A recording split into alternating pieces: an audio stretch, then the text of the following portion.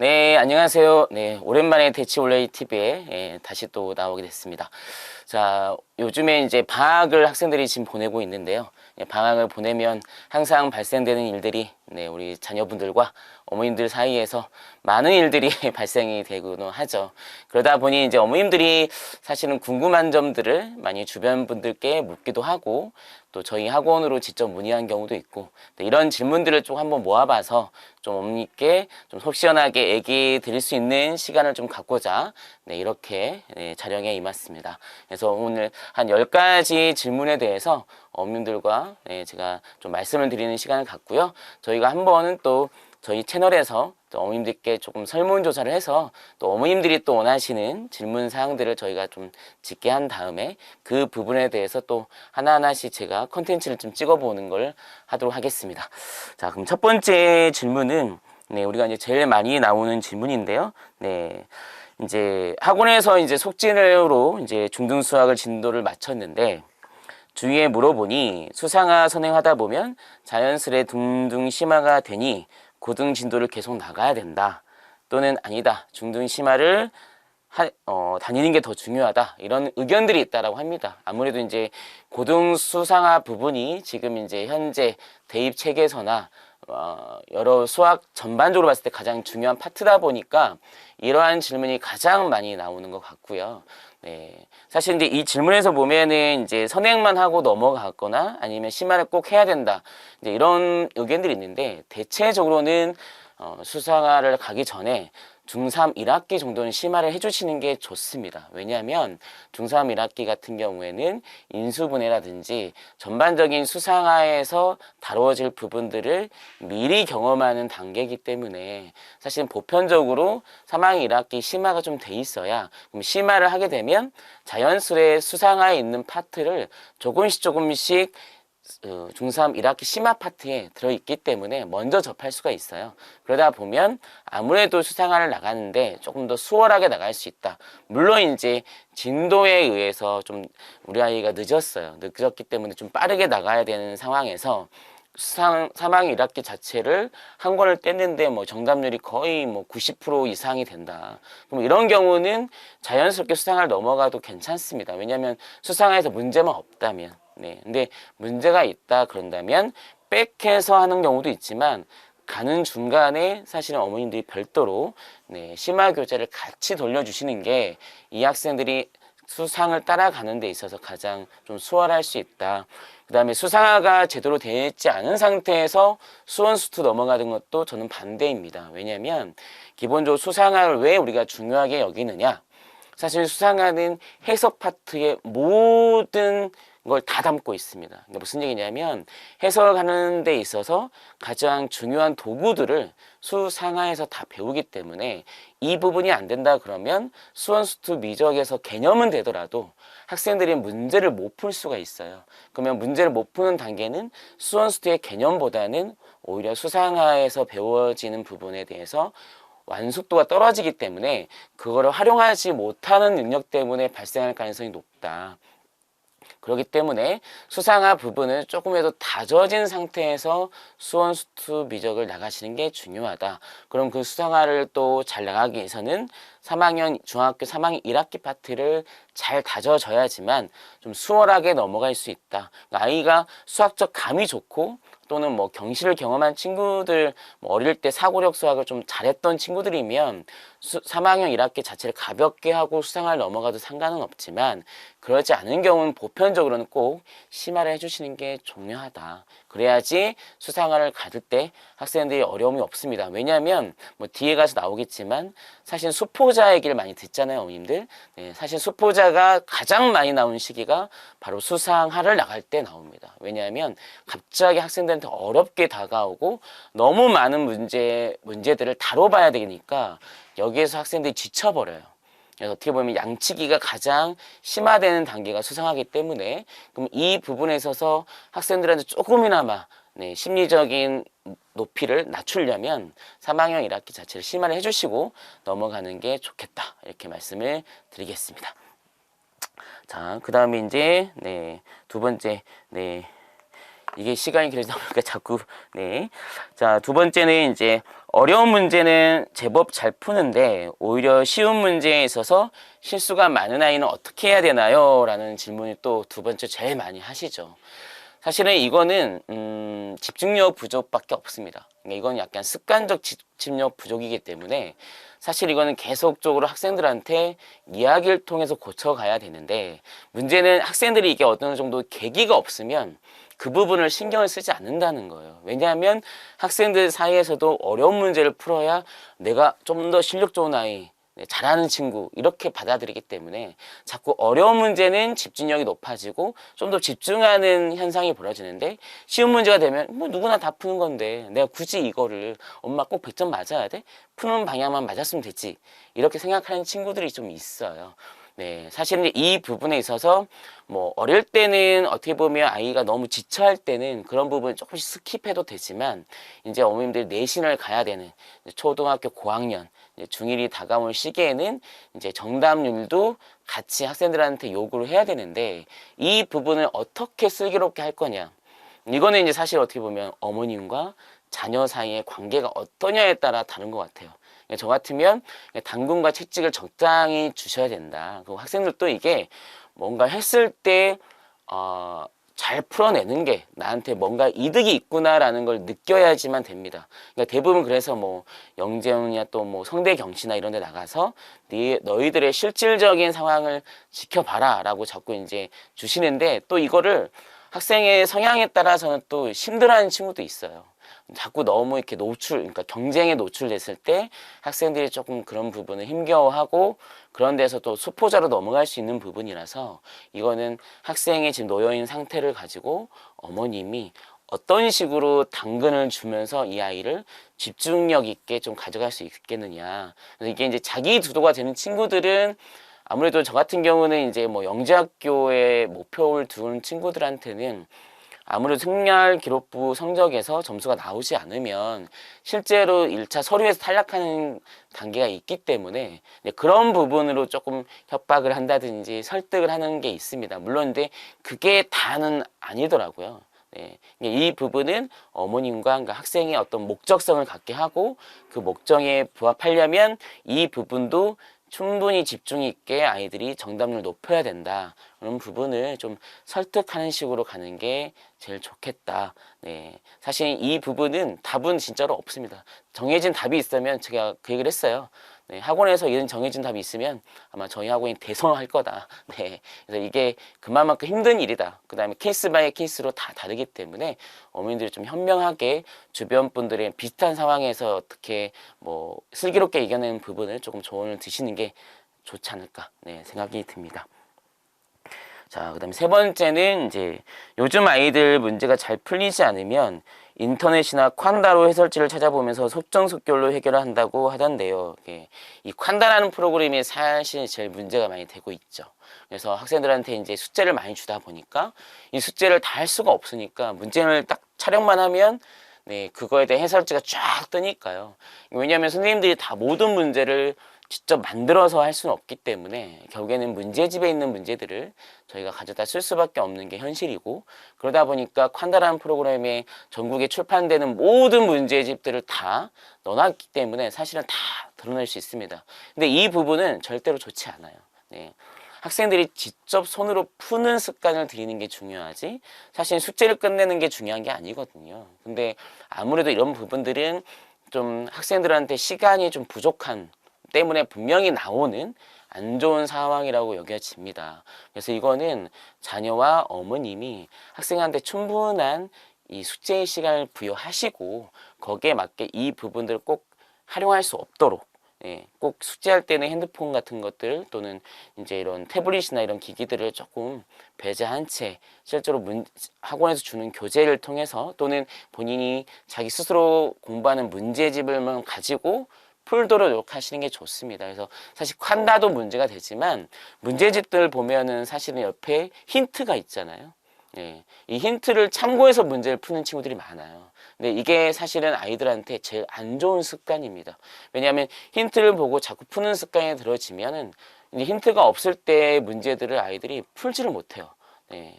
그러다 보니까 뭐가 되냐면 다시 뭐 그런 콴다도 이용하기도 하고 또는 그냥 별표 표시하고 그냥 선생님한테 해서 물을래 이런 식으로 돼버립니다. 그러면 그렇게 학생들이 공부 습관이 잡힌 순간 학생들의 실력 자체는 정체가 된다. 그래서 이때 이제 뭐 소위 말하는 우리가 이제 뭐 3회독, 4회독 뭐 이런 얘기를 하거든요. 그러니까 무슨 얘기냐면 같은 과정의 책을 2번, 3번, 4번을 문제집을 바꿔가면서 한다. 네. 어떻게 보면 리프레시 되고 좋을 수도 있지만 또는 정체되어 있는 겁니다. 계속 똑같은 문항에서 점수가 나오지 않는데 정확한 해결은 되지 않고 계속 어머님들은 방법이 없으니까 문제집을 계속 바꿔가면서 어떻게 보면 양으로 아이들한테 하는데 사실은 2회독 이상은 솔직히 제가 봤을 때는 직접 학생들이 하나하나 푸는 거가 아닌 이상은 크게 의미가 없어요. 간혹 이제 내신을 위해서 내신 전에는 아무래도 스피드이기 때문에 아무래도 문제 딱 보는 순간 답을 내야 되는 단계가 있으니까 사실은 내신 직전에는 3회독, 4회독이 의미가 있지만 그 전에 선행을 하는 데 있어서의 3회독, 4회독은 사실은 저는 불필요한 과정이라고 생각을 합니다. 한 권 또는 2권을 제대로 떼는 게 중요하다. 이렇게 말씀을 드리고요. 제대로 뗀다는 건 뭐냐면 본인 손수 직접 푸는 거. 가 중요합니다. 저 같은 경우도 어릴 때 생각을 해보면 한 문제집을 저는 한 7, 8번씩 봤거든요. 왜 봤냐면 처음에 봤을 때 풀리는 문항이 있고 당연히 안 풀리는 문항들이 있습니다. 그럼 그 부분은 당연히 제가 공부를 하죠. 그럼 공부를 했을 때 머리에 넣었지만 그 순간에 이해로 문제를 푸는 거기 때문에 이게 나의 사고로 인해서 풀었는지에 대한 점검이 필요해요. 그래서 저는 꼭 그 한 달 뒤나 2달 뒤에 또 문제집을 보면서 제가 직접 문제를 풀 수 있을 때까지 복습을 했었거든요. 근데 이게 의미가 있다. 예. 그래서 학생들이 직접 본인의 머리로 처음부터 끝까지 풀 수 있는 능력을 만들어야지 문제집을 많이 본다고 해서 학생들의 실력이 계속 다져진다고 생각하시면 안 됩니다. 그래서 요즘에 이제 많은 학원들에서 나온 얘기가 학생들이 너무 손을 안 든다. 펜을 돌리지 않는다. 그래서 이게 너무 선행을 여러 번 돌리는 거에 폐해가 아니냐 하는 얘기가 많이 나옵니다. 특히 뭐 대치동 퀴즈, 학군지의 퀴즈들이 대부분 이러한 안 좋은 습관들을 많이 보이고 있다. 이게 이제 지금 사실 저희가 갖는 숙제인 것 같고 이 부분들을 어떻게 보면 자녀와 어머님께서 우리가 어떻게 보면 시간 내 진도를 너무 나가는 거에 쫓기지 마시고 학생들한테 진정으로 문제 푸는 습관들을 만들어 주시는 게 사실 길게 봤을 때 훨씬 더 좋다. 네, 이렇게 보여드립니다. 그래서 꼭 학생들이 직접 손으로 풀게끔 그래서 콴다나 이런 부분들을 꼭 이용하지 않게끔 도와주시는 게 필요하다. 이렇게 말씀을 드리겠습니다. 자, 그러면 그 다음 내용을 또 말씀을 드릴게요. 자, 다음은 이제 선행을 어느 정도 진행하다 보면 앞부분을 까먹는 경우가 빈번한데요. 정상인가요? 주기적으로 반복을 해야 될까요? 네, 이거는 사실은 선행하는 학생들도 마찬가지고 경시하는 학생들도 마찬가지거든요. 흔히 제가 많이 듣는 얘기가 뭐냐면 아니 경시 1년을 했는데 우리 아이가 다시 이제 경시를 끝내고 다시 선행하는 학원을 가서 수원 스투를 나가려고 할 때 수상할 테스트를 보는데 너무 엉망이다. 이거 잘못 배운 거 아니냐? 라는 말씀을 하십니다. 근데 생각을 해보시면 어머님들 학원의 입학 테스트 어떻게 돼 있어요? 네, 딱 시간 제한대에 문제를 풀게끔 돼 있어요. 그럼 아이들은 사실은 사고가 깊어진다는 거는 시간을 길게 주어질 때 해결할 수 있는 능력이 뛰어난 거지 스피드 있게 문제를 푼다는 게 아니거든요. 그러니까 이거 어머님께서 혼동하시면 안 됩니다. 아이들이 사고력이 좋아진다는 거는 시간을 주어졌을 때 상당한 고난도의 문제를 풀어내는 힘이 길러진다는 거지 스피드 있게 빠르게 풀어낸다는 게 아니라는 거죠. 그 얘기는 즉슨 뭐냐 당연히 과거에 대했던 문제들에 대해서 그때는 뭐 5분에 10분에 문제를 풀었겠지만 당연히 몇 개월 뒤에 1년 뒤에 다시 문제 풀 때는 충분하게 그 문제를 생각할 시간이 필요하다는 거예요. 그러니까 어떻게 보면 입학 테스트라는 거는 시간이 좀 더 빠르게 타이트하게 두어졌기 때문에 아이들이 갖고 있는 능력이 그대로 투영되는 게 아니죠. 네, 그러려면 항상 한 3주나 2주 정도 미리 한번 문제집 풀어보고 그거를 다시 테스트할 때는 하시는 게 그래야 객관적인 이치를 볼 수 있는 거지 그냥 딱 됐으니까 우리 아이는 무조건 잘 풀 거야. 네, 시간 싸움은 실력이 꼭 실력이라고 볼 수는 없습니다. 그러니까 그거는 연습과 네, 다 필요한 거예요. 이게 아무리 본인이 개인적 능력이 뛰어나도 똑같습니다. 올림픽 선수도 보세요. 1년, 2년 쉬면 그만큼 개인 기록이 다시 뒤로 훨씬 처지잖아요. 왜냐하면 그만큼 훈련과 그거에 필요한 과정이 있는 겁니다. 그러니까 당연한 거고요. 그래서 이제 당연히 또 까먹는다는 거는 까먹기보다는 그 문제를 생각할 시간이 필요한 거라고 생각하시면 좋겠습니다. 그래서 당연히 그 과정을 나가기 직전에는 네, 몇 개월간의 다시 또 보는 과정이 필요하다. 내신도 마찬가지입니다. 그러니까 고1 내신 가서도 수상화를 그 전에 엄청 많이 해놨더라도 시험 전에 최소 몇 개월 정도는 그 시간에 맞게 푸는 훈련들을 하셔야 된다. 이건 당연한 거다라고 말씀을 드리겠습니다. 네. 자, 그 다음에 이제 네, 선행은 적금처럼 많이 할수록 유리하다고들 하는데 맞나요? 라고 말씀을 그래서 아까 제가 이미 해답을 드린 것 같은데요. 네, 사실은 여러 번 돌린다고 해서 항상 모든 게 그대로 추적되지는 않습니다. 네, 대부분은 저희는 2회독 정도, 2번 정도까지, 심화까지를 해주는 게 가장 적절하다고 보고 때에 따라서는 아이들이 뭐라면 문제를 더 풀고 싶어 하는 친구들이 있어요. 네, 왜냐하면 자기가 뭔가 적용을 시켜보고 싶은데 이미 봤던 책은 머릿속에 있으니까 엄마 나 이거는 이미 머릿속에 다 있어. 그래서 이게 나는 암기로 푸는 건지 그냥 문제를 푸는 건지 모르겠어 하는 친구도 있습니다. 그런 경우에 자기 주도적으로 다른 문제집을 적용시켜가면서 해보는 건 추천합니다. 네. 그런데 학원에서 막 3회독, 4회독은 저는 비추천이다. 네. 그렇게 꼭 옳은 반항이 아니다. 물론 이제 가끔 집에서 하는 걸 힘들어하기 때문에 어머님들이 현실적으로 어려움 때문에 학원을 통해서 3회독, 4회독 할 수가 있긴 한데 그러려면 그 3회독의 목적을 정확히 하시고 그럼 왜 이걸 하는 건지 왜냐면 이게 2회독을 했을 때 뭐가 부족했던 건지 개념이 부족한 건지 아니면 학생들이 문제를 풀어내는 유형에 대한 경험이 부족해서인 건지 이런 부분들을 좀 명확히 하시고 3회독, 4회독을 하실 때는 그 자기의 목적에 맞게 공부를 시키셔라. 그리고 학원에 맡기더라도 선생님한테 그 목적에 맞는 거를 먼저 부탁을 드리고 이 아이가 그걸 개선시키도록 하셔야 되는 거지 무작정 그냥 문제집을 계속 해나간다고 해서 학생들이 갖고 있는 단점이 계속 보완되는 게 아닙니다. 그런 단점은 소위 선생님들 그런 얘기해요. 처음에 안 잡혀있던 습관들은 계속 간다. 왜? 바뀌지 않는 한. 그거는 바뀔 수가 없습니다. 그러니까 바뀌려는 노력이 필요한 거죠. 그죠? 그래서 그 목적을 정확히 하시고 3회독, 4회독을 하셨으면 좋겠다. 그래서 적금처럼 쌓아둔다 해서 그 시간 대비처럼 꼭 비율적으로 아이들이 학생들이 실력이 쌓인다라고 생각하시면 절대로 안 된다. 그래서 한 번, 두 번 했을 때 제가 봤을 때는 어머님들이 목표가 100이 있다 그러면 두 번째 해독했을 때 8, 90까지 끌어내게끔 하셔야 돼요. 그게 가장 좋습니다. 네. 시간에 쫓겨서 그걸 가지지 마시고 아이가 두 번째 책을 심화를 했을 때 2단계까지 꼭 끌어가도록 그래서 어떻게 보면 주말에 시간을 활용해서라도 이거를 꼭 하실 때 두 번째 하실 때 7, 80% 이상 목표치까지 가시는 게 가장 좋은 그림이다라고 저는 추천을 드리겠습니다. 자, 그러면 세 번째, 그다음에 벌써 이제 여섯 번째 경시 공부를 오래 하다 보면 쉬운 문제를 지루해하고 유형 연습이 부족하고 꼼꼼한 부족으로 일반고를 갈 경우 내신에서 오히려 불리하다고 하는데 어떻게 생각하시나요? 이거는 되게 단편적인 얘기라고 생각합니다. 이거는 학생별로의 어떤 성향에 따라서 나올 수 있는 부분이에요.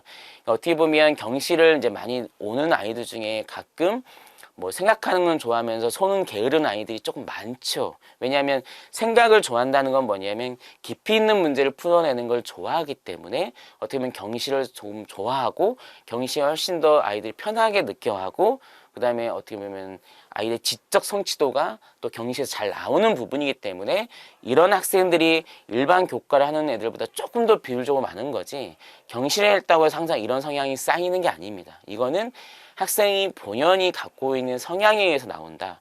지금 제가 경시를 가르치는 반에 보면은 되게 모든 걸 꼼꼼하게 하는 친구들이 꽤 많아요. 다 그렇지 않습니다. 그러니까 이거는 어머님의 자녀가 그런 성향을 갖고 있다 그러면 이거는 학생하고 계속 끊임없이 대화를 해야 돼요. 그러니까 왜냐하면 학생들은 이제 어릴 때는 막연하게 호기심 또는 직접 어쩌면 만족감으로 공부를 합니다. 그러다가 사춘기가 넘어가면서부터 뭐냐면 본인의 자아가 형성이 되고 그러면 본인이 이루고자 하는 목표들이 생겨요. 그럼 그 목표가 생기면 학생들한테 훨씬 더 설득력이 쉽게 됩니다. 그러니까 이 목표를 우리가 이루기 위해서는 네가 이런 부분도 보완을 해야 된다라는 걸 얘기하면 자아가 성립되기 전에 아이들은 딱 들으면 일주일도 안 가요. 하지만 자아가 성립된 친구들은 끊임없이 자기를 위해서 고민을 합니다. 특히나 경시했다고 정도면 아이들이 욕심이 있는 거거든요. 욕심이 있다는 것은 자기가 어떤 목표를 했을 때 꼭 이루고자 하는 것들이 되게 높기 때문에 그 부분을 적절하게 어머님 잘 이용하신다 보면 학생들이 그런 습관들을 자꾸 고치려고 노력을 합니다. 네, 거의 90% 이상 합니다. 물론 10% 정도의 고집스러운 친구들이 있어요. 저도 사실 이 부분은 답은 없습니다. 근데 이게 경시를 했다고 해서 이 아이가 그런 부분이 망가진 게 아니에요.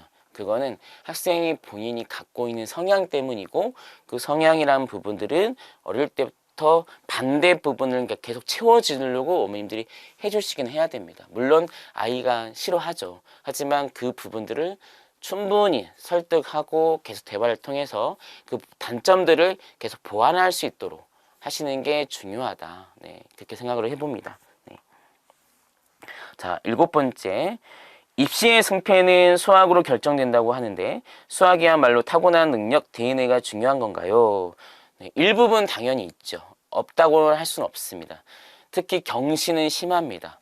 그러니까 어느 정도의 수준이 있어야 그 다음까지 갈 수가 있어요. 그거는 분명합니다. 하지만 우리가 이제 수능이나 또는 학교 내신을 보면 그 정도까지 아니어도 학생들이 극복을 합니다. 이거는 제가 누누이 많이 봤기 때문에, 그러니까 이거는 노력에 의해서도 극복이 될 수 있다. 제가 사실은 이제 하나의 사례가 있는데, 물론 너무 오래된 게 한 10년이 넘은 전의 일이긴 합니다. 이 친구가 이제는 중학교로 바뀌어도 됐겠네요. 이제 동북중학교에 다녔던 학생인데, 이 친구가 이제 1학년 때 그 당시에는 교내 수학 경시대가 많았어요. 그러니까 본인은 나름대로 그 지역에서 초등 때 되게 잘했다라고 생각하고 어떻게 보면 전교 1등을 목표로 달리던 친구였는데, 근데 수학교 경시를 봤는데 본인은 순위에 들지도 못하고 절반밖에 못 풀었는데 같은 동급 학생이 3학년을 제치고 은상인가를 탔어요. 그러니까 이 아이가 충격을 받은 거예요. 아니, 듣도 보지도 못한 쟤가 왜 은상을 수상을 하지? 쟤는 뭐야? 라는 생각이 듣고 보니 그 은상을 받은 친구가 저희 학원을 다녔던 거죠. 그래서 이 아이가 부모님을 끌고 저희 학원에 왔습니다. 그래서 내가 이걸 한번 해보고 싶다. 대체 이게 뭐길래? 그래서 아이가 1학년 때 이제 봄이죠. 봄에 수학 경시 보고 6월 달쯤인가 왔어요. 그래가지고 저희 학원에서 이제 공부를 하겠다고 했는데 전형적으로 딱 그런 친구예요. 어떻게 보면 이제 학습 영재라고 하는데 그냥 주어진 거를 착실하게 암기하고 착실하게 이런 걸 어떻게든 외워서 막 해가는 스타일이다 보니까 이과형 문제를 푸는 거에 습관이 안 잡혀 있어요. 그러니까 어릴 때 어떤 사고력스러운 문제를 접해보지를 못한 거죠. 그러니까 교과에 충실해서 갔던 친구다 보니까 너무 답답했고, 사실은 이 아이가 수업을 하면 제가 이제 하필이면 이 친구랑 1년 넘게 같이 수학을 했어요. 근데 이 친구가 거의 수업을 10문제를 풀면 그 즉시 7문제를 질문해요. 선생님 저거 왜 그래요? 왜요? 왜요? 그거 끝나고 나면 또 자습 시간에 또 5문제를 또 질문해요. 그리고 또 열심히 설명해 주면 집에 가서 또 한 3문제를 또 질문을 갖고 옵니다. 그러니까 그만큼 철두철미하게 공부하는 친구인 거죠.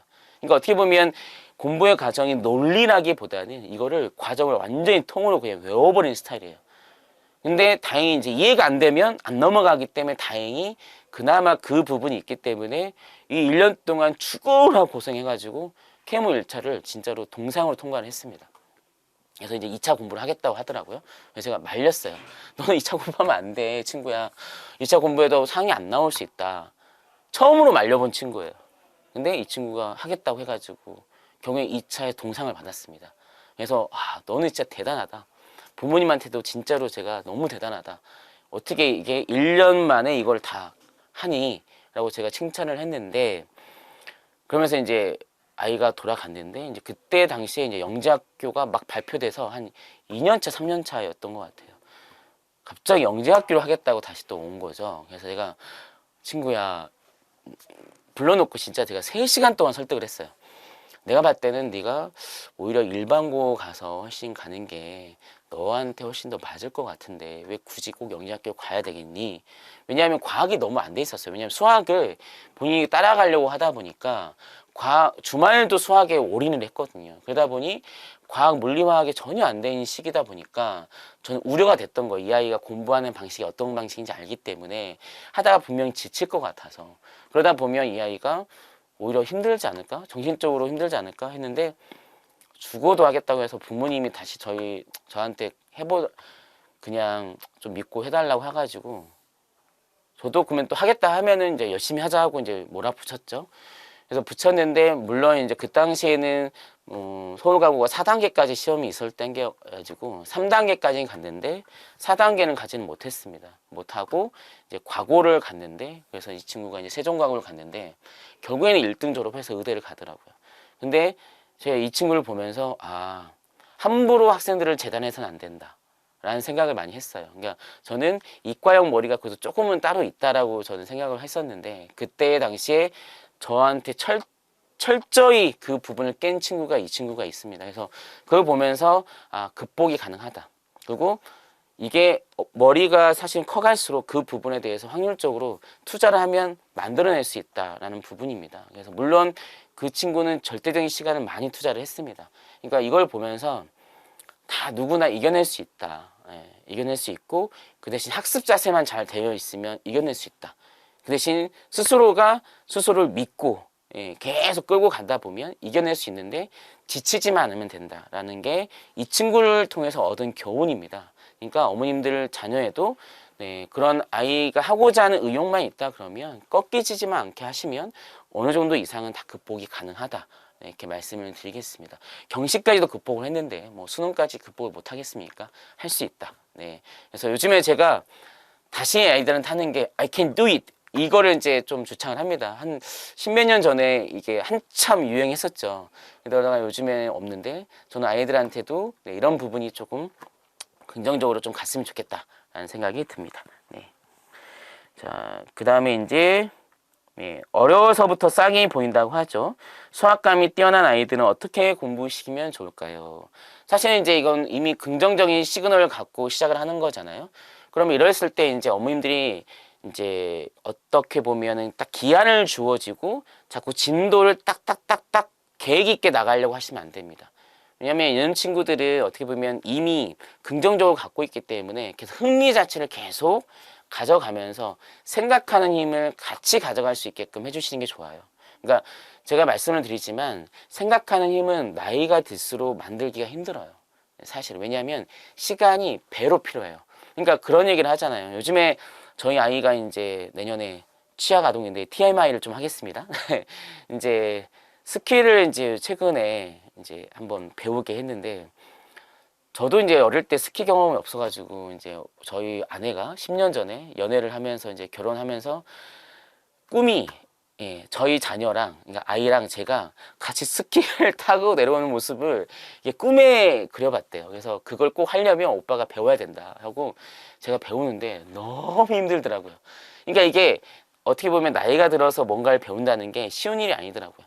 똑같다고 생각해요. 공부도 습관도 사고라는 것도 어릴 때 더 빠르게 이 부분들을 배울 수 있지 점점 아이가 나이가 들어갈수록 그 부분들이 시간을 그만큼 배로 투자해야 되고 그런 부분이 있습니다. 근데 생각해 보시면 어떻게 보면 자녀들이 초등학교 고학년, 중학교, 고등학교 갈수록 해야 될 공부량이 너무 많아요.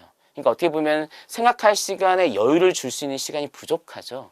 그러니까 어릴 때 최대한 생각하는 힘을 많이 길러 놓으시는 게 수학적 감이 있으면 그 부분을 조금 더 빨리 키울 수 있으니까 그 부분을 꼭 키우시고 진도라는 부분은 거에 맞게 천천히 가져가셔도 이런 친구들은 나중에 아까 앞에서 말한 뭐 수학을 뭐 4회독, 3회독 안 해도 1회독으로 다 끝낼 수 있어요. 그러한 힘이 생긴다. 그래서 그거를 어릴 때 꼭 만들어 주셔라.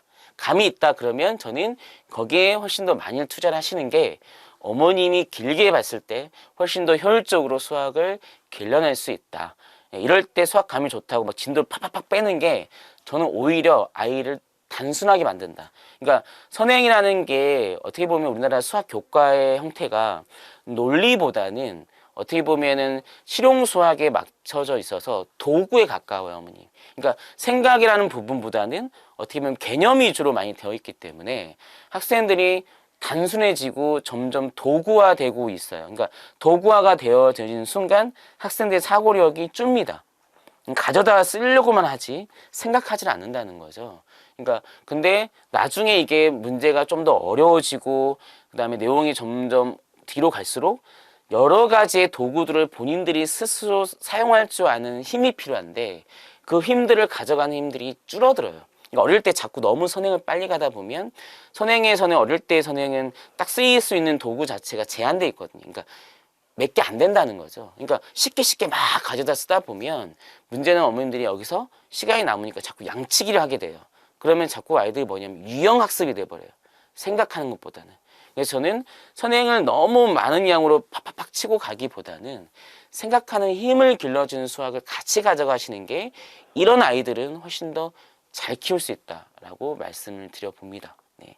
그래서 어떻게 보면 어릴 때 활동수학, 융합수학 이런 걸 제가 말씀을 드리는 이유가 그런 생각하는 힘들을 스스로 가져갈 수 있게끔 그래서 학생들이 어떻게 보면 본인이 해결할 수 있는 키들을 스스로 찾아내려고 하는 수학들 이런 걸 좀 많이 하셨으면 좋겠다. 그래서 어떻게 보면 경시수학도 초등 고학년한테 그러한 사고 훈련에게 되게 도움이 될 만한 수학도 될 수 있다. 네, 이렇게 말씀을 드려봅니다. 자, 그 다음에 이제 네, 8번째 했고요. 그 다음에 9번째 반면 이제 반대로 가르치다 보면 부모님들이 속 터지는 네, 대부분의 아이들은 이제 이런 친구들 네, 어떻게 공부를 시켜야 되나 이제 이런 친구들은 그런 것 같아요. 그러니까 수의 구조, 그다음 연산의 구조, 시계의 구조에 대해서 좀 이해력이 늦는 친구들이 있어요. 그러니까 어떻게 보면 일상적인 용어나 이런 인문 교과에 대해서는 아이들이 잘 받아들이는데 수의 구조나 연산 구조 근데 이런 거는 처음에 수에 대한 이런 부분을 규칙으로 배운 게 아니라 그냥 계산하는 기계처럼 배웠기 때문에 생긴 거라고도 생길 수 있거든요. 그러니까 저는 어릴 때 연산을 어떻게 배워가느냐도 아이들한테 논리적으로 수학을 배워가는 거냐 아니면 기계적으로 수학을 배워가느냐가 결정이 되더라고요. 그러니까 어떻게 보면 이런 친구들은 대부분 기계적으로 배우는 수학처럼 갔을 가능성이 높아요. 그러다 보니까 자꾸 암기식 수학이 돼버리는 거죠. 그러니까 이런 친구들은 그걸 빨리 어릴 때 빨리 깨워주려고 노력을 해주셔야 돼요. 그래서 수학은 논리다. 근데 사실은 어떻게 보면 영어도 파니스도 다 논리거든요. 그러니까 발음하는 거에 대한 그게 다 규칙이 있는 거잖아요. 규칙 속에 예외가 있는 것처럼 수학도 마찬가지로 대부분 규칙이 있고 예외적인 경우에 논리들이 있는 거죠. 그러니까 그런 규칙을 통해서 수학을 또 연산이나 식을 파악하도록 자꾸 아이들한테 해주셔야 됩니다. 그래서 이런 친구들일수록 개념을 많이 강의하시는 선생님한테 배우셔야 돼요.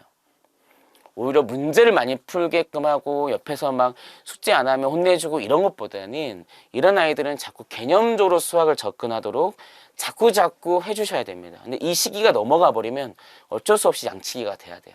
네. 그래서 어릴 때 이 부분을 한다 그러면 되도록이면 구조 파악을 해서 규칙으로 수학을 접목하게끔 자꾸 아이들한테 네, 그거를 강조해 주시고 그 부분을 조금 더 많이 해주시는 선생님한테 배우도록 해주시는 게 좋다. 그래서 개념의 시간을 좀 많이 들이시고 그 다음에 문제를 풀 때도 되도록이면 힌트를 받기보다는 그 개념을 활용해서 본인이 해답을 찾아가게끔 네, 그래서 조금 시간을 들여서 공부를 시켜라. 빨리빨리 빼기보다는 천천히. 근데 이게 어느 정도 쌓이면 그 다음에 시간은 네, 절약됩니다. 그러니까 하부 구조가 튼튼해야 상위로 빨리 가지. 하부가 약하면 그 다음 단계도 힘들어요. 계속. 네, 그러니까 그렇게 꼭 생각해 주셨으면 좋겠다. 그 부분이고. 자, 그 다음이 이제 예전에 이제 혼자서 공부하고 정석 네, 풀었어요. 하면서 이제 서울대 수석 인터뷰하는 학생들도 종종 있었는데 요즘은 학원을 안 다니는 아이들이 거의 없는 것 같아요. 그런데도 거의 30-40%가 수포자라는 통계가 있는데 그 이유는 뭘까요? 사실은 수포자는 예전에도 있었습니다. 단지 이 부분이 이제 통계적으로 조사가 되면서 좀 더 가속화된 것처럼 보일 뿐이죠. 근데 이거는 제가 봤을 때는 수학의 문제라고 보기보다는 사회 현상의 문제가 아닐까 생각합니다. 어떻게 보면 요즘엔 부의 축적도 마찬가지죠. 그러니까 어떻게 보면 부의 축적을 아예 포기해버리고 인생을 즐기자는 사람들이 많은 것처럼 똑같다고 생각합니다. 수학도. 그러니까 요즘에는 공부하는 학생들이 더 치열하게 공부를 하다 보니 두 가지가 있는 거죠. 그러니까 어릴 때 너무 양치기를 통해서 수학에 질려버려서 수학을 안 하는 친구도 있고, 두 번째, 이미 넘사벽이 많아. 엄마, 나 어차피 해도 안 될 것 같아. 그냥 빨리 포기하고 다른 거 할래. 이 두 가지가 아닐까 생각을 합니다. 그래서 첫 번째 양치기 부분은 우리가 충분히 극복이 가능하다. 이거는 이제 어떻게 보면 부모님이 미리 이 아이한테 계획을 이미 갖고 시작하다 보니까 학생들한테는 그 부분이 되게 부담스럽고 또 그 기간을 맞추기 위해서 하다 보면 양치기를 할 수밖에 없고, 그러다 보면 어떻게 보면 수학이 재밌는 게 아니라 어릴 땐 처음엔 재밌게 시작했다가 나중엔 질려버리는 거죠. 그러니까 이 부분이 어머님들이 조심하셔야 된다. 그래서 항상 제가 얘기하지만 사춘기라는 큰 산맥을 넘으려면요, 제일 중요한 건 어머님과 자녀의 관계가 중요합니다. 네. 그러니까 아이가 뭔가를 안 한다고 자꾸 억압적으로 가고 그러다 보면 이게 어머님과의 아이의 소통이 끊겨버리고, 그럼 그 자체가 이제 반항으로 가게 되고, 그러면 이 아이들이 그게 수포자로 갈 수 있고 여러 방향으로 튈 수 있다는 거죠. 그러니까 어머님들이 그러한 부분을 어릴 때부터 좀 관계 설정을 잘 하시고, 그 다음에 수포자가 되기 안 되려면 딱 아이에 맞게끔 양을 줘서 천천히 나가게끔 해주시는 게, 결국에는 포기하지 않는 게 승자라는 말이 있잖아요. 끝까지 가면 결국에는 어머님 생각해보면 어머님들도 최종 목표는 물론 직장 생활가 있지만 그 전에 1차 목표 설정은 대학교잖아요. 대학이라는 부분을 조금 더 좋은 곳으로 가기 위한 과정이다 보니까, 그러면 결국에는 고3 나이에 고3 수학을 하고 수능 수학을 하게 됩니다. 그러니까 어릴 때 2, 3년, 3, 4년 빠르게 계획해서 가는 것도 좋지만 굳이 그렇게 안 가더라도 이 아이들이 종착역까지 포기하지 않고 가게 되면 어느 정도까지의 성과는 나오게 돼 있다. 이걸 꼭 유념하시고, 그래서 그런 부분들을 너무 어릴 때부터 양치기를 통해서 아이들이 수학에 대해서 좀 질려버리거나 수포자가 되지 않게끔 해주시는 게 좋을 것 같습니다. 예, 같고, 두 번째 이제 넘사벽이 너무 많아서 빨리 포기하는 친구들, 이제 이런 친구들은 성향이 있어요. 그러니까 경쟁력이라는 부분에서 이미 본인이 딱 선을 긋고 시작하는 친구들이 많거든요. 그러면 이거는 뭐냐면 너무 주변에 그러한 것들이 많이 노출되고 있다는 뜻인 거죠. 또는 부모님이나 주변에서 자꾸 이 아이를 경쟁에 놓이고 있는 거예요. 그러다 보니까 빠르게 자기의 위치 성장을 해버리는 거죠. 그러니까 이런 경우는 너무 경쟁에 자주 노출시키기보다는 아이한테 맞는 스케줄을 자꾸 얘기해 주면서 너는 지금 이렇게 가고 있는 거고 지금 하고 있는 게 충분히 잘하고 있다라고 자꾸 동기부여를 해주시면 본인이 빨리 자기의 어떤 선을 긋는 거를 늦게 가져갈 수 있습니다. 최대한 늦게 가져가게 하고, 또는 아예 안 생기게 하는 게 제일 좋죠. 예, 그래서 너무 선을 빨리빨리 긋게 하지 않게 하려면 결국엔 너무 경쟁에 빨리 노출시키기보다는 아이한테 맞게 공부 플랜을 짜고 이 아이가 해나가는 거에 대해서 성취감을 계속 칭찬해 주시고 끌고 가신다 그러면 그 부분도 극복이 할 수 있다. 이렇게 생각이 되어집니다. 그래서 어머님들이 항상 유념하실 건 우리 아이한테 맞게 항상 성취감 있고 그다음 아이가 즐겁게 뭔가를 할 수 있게끔 해주셔야 수포자를 가지 않게 막을 수 있다. 그래서 너무 주변과 통해서 어머님이 계획하에 가려고 하지 마시고 아이에 맞는 계획을 짜셔라. 이게 가장 중요하다고 생각합니다. 그래서 너무 객관적인 계획보다는 우리 아이한테 맞는, 그러니까 정보는 구하시되 그 정보들을 하시려고 하지 말고 그 정보를 우리 아이들한테 맞춰서 꼭 실행에 옮겨 주셨으면 좋겠다. 이런 생각을 해봅니다. 네. 자, 그 다음에 이제 오늘 준비된 거에 이제 마지막 질문이 될 것 같은데요. 네. 소위 대치동 유명하다는 수학학원 탑반은 진도가 빠른 곳이 많던데요. 진도가 실력을 말해 주는 건지 궁금하네요. 그렇죠?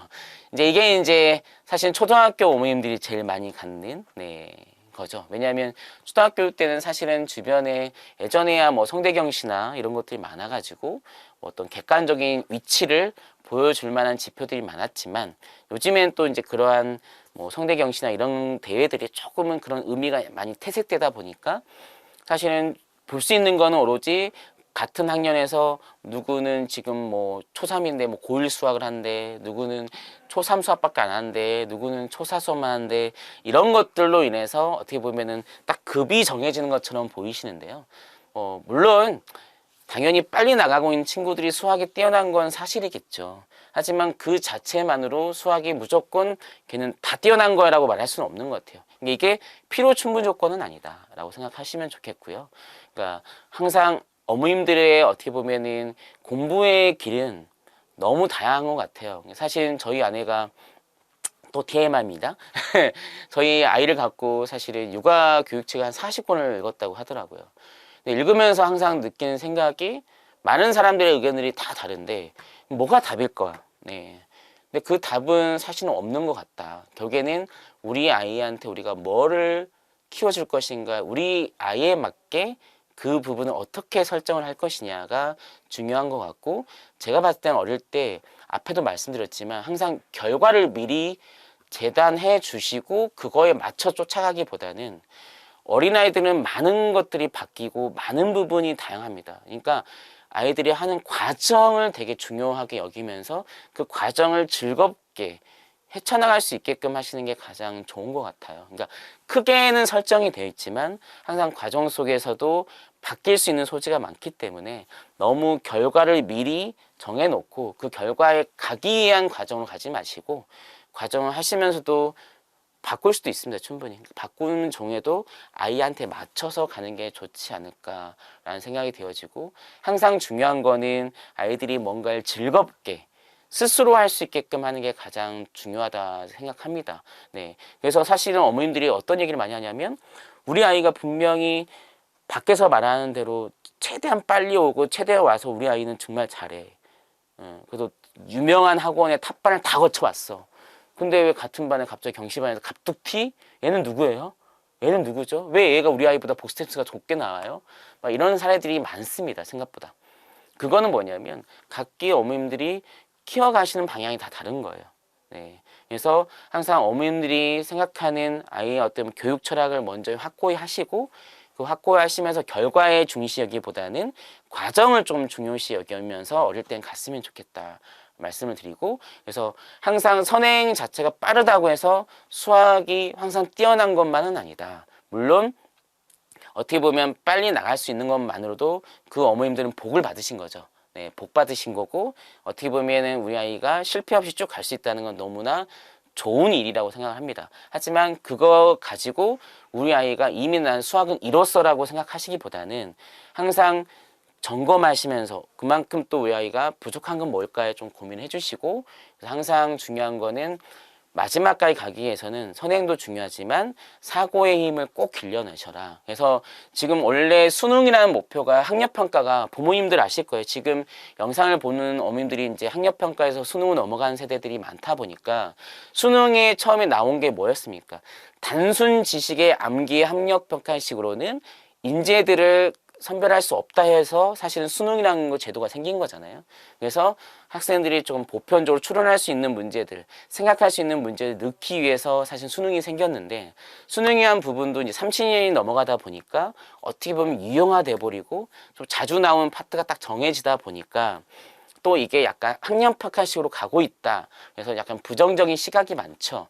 그래서 어떻게 보면 요즘에는 다시 학생들한테 그 이 시대에 맞는 인재를 길러내려면 본인의 사고를 말할 수도 있고, 네, 설명할 수 있는 인재를 길러내야 된다라고 자꾸 얘기하고 있습니다. 그러니까 이러한 인재를 우리 아이로 키워내시려면 네, 항상 생각하게 하고, 또 그 부분을 스스로 말할 수 있게 하고 표현할 수 있게끔 네, 수학을 가져가시면, 네, 선행을 잘 나가는 아이들은 보통 착한 아이들이잖아요. 그죠? 부모님 말하는 대로 숙제 따박따박 하고 이런 친구들이 진도를 잘 나갑니다. 그러니까 그것도 중요하지만 네, 자기의 생각을 표현할 수 있게 비판적 사고를 할 수 있게끔 그런 부분도 같이 가져가시는 게 가장 밸런스 있는 교육이고 그렇게 잘 되는 친구들이 제가 봤을 때는 수학에서 앞서 나간 아이들이다 라고 말할 수 있을 것 같습니다. 그래서 네, 오늘 이렇게 준비된 어머님들의 어떤 질문 사항들을 지금 짧게나마 제가 어머님께 전달 드렸고 또 몇몇 문항들은 어떻게 보면 또 제가